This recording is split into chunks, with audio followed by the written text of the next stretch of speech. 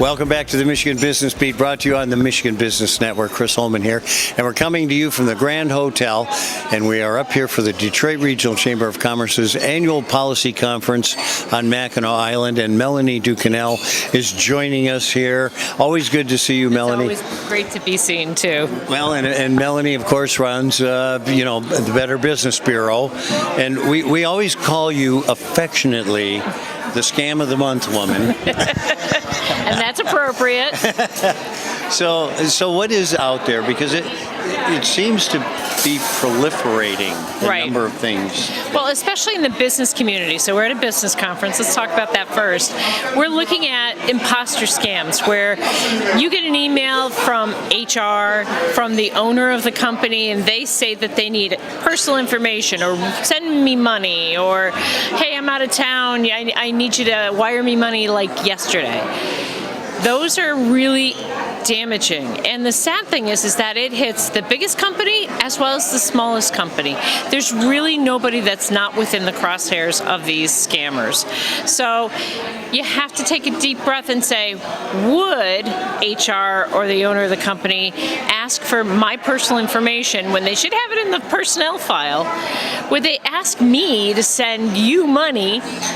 Probably not. And at the end of the day, we just have to take a deep breath and look at it and really assess what somebody's asking us. Well, I think it's probably normal human behavior in moments of stress like that we don't think is Well, especially in larger companies, they're hitting the accounts payable people. So if you think, there's probably 10 layers between the CEO and accounts payable, they just react. Yeah. This is what they wanted, so I'm going to send them the money. It's horrible. It's horrible. Cybersecurity is probably our biggest concern, and it comes through email, but it also comes with capturing websites and shutting those down. And we just have to be very cautious. Ransomware.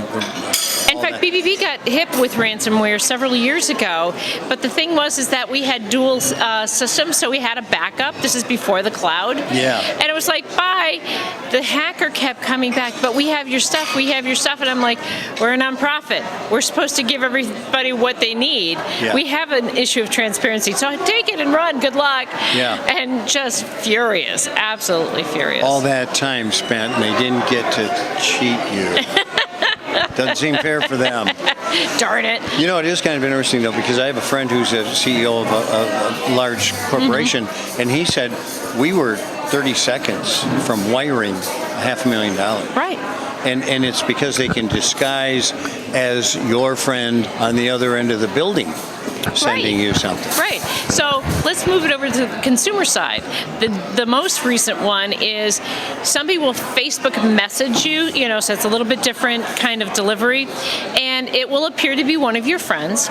And they'll say, I'm really having problems getting this order done on Amazon. Can you go help me buy this stuff, and I'll pay you back? And I'll get the money, I'll walk down the street because that's where the friend is.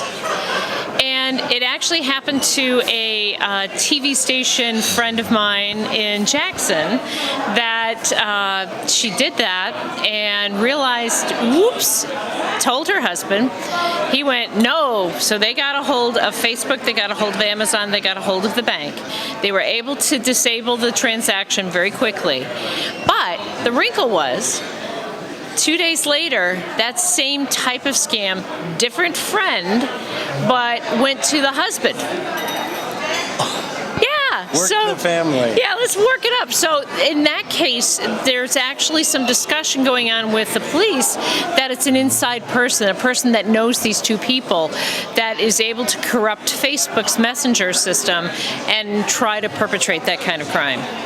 So let me ask you, how does the public get involved in this? Because a lot of what I'm sure you see is the public calling in and saying, hey, can you check this out for me? Right. So people are calling us, and sadly there's another one where the lady was contacted and said that she needed to send money or else she was going to go to jail because they had nude photos of her out on the internet. And she ended up sending about $2,800. She's a 26-year-old young woman.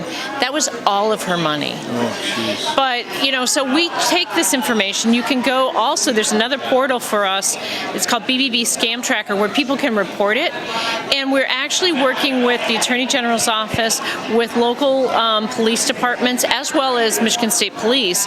And it's a portal of information that maybe we can build a bigger case and actually go after these people. So, the more people tell us what's going on, the better opportunity we can educate people so they don't fall for it. But more importantly, that our local law enforcement can really go after these awful people. Well, and you bring that aspect in, because somebody off the street calling the police department saying, hey, guess what happened? I think probably, as much as they'd love to help, there's bigger fish to fry. Right. And we had a credit repair company that just the FTC finally shut them down, and we've been talking to this company now for 10 years. And they finally shut them down. They've returned about $300,000 so far to the people that lost money, and we're probably looking at another $5 to $8 million coming to the consumers. Well, that's a little bit of money, for goodness sakes. Pocket change. Unbelievable. Well, Melanie Duquesnel from Better Business Bureau of the Eastern Sector, is that right? UP and lovely Mackinac Island. Oh my God, you've got it all, for God's sakes. All God's country. Well, thank you for being here, and thank you for being the watchdog for the state of Michigan. Yeah, literally, we appreciate it. Please ask if we can help. We'd be more than happy to try to get you what you need. All right, Better Business Bureau, get a hold of them. I'm Chris Holman, and we're coming to you from Mackinac Island. We're here for the policy conference, and we'll be right back with more on the Michigan Business Network.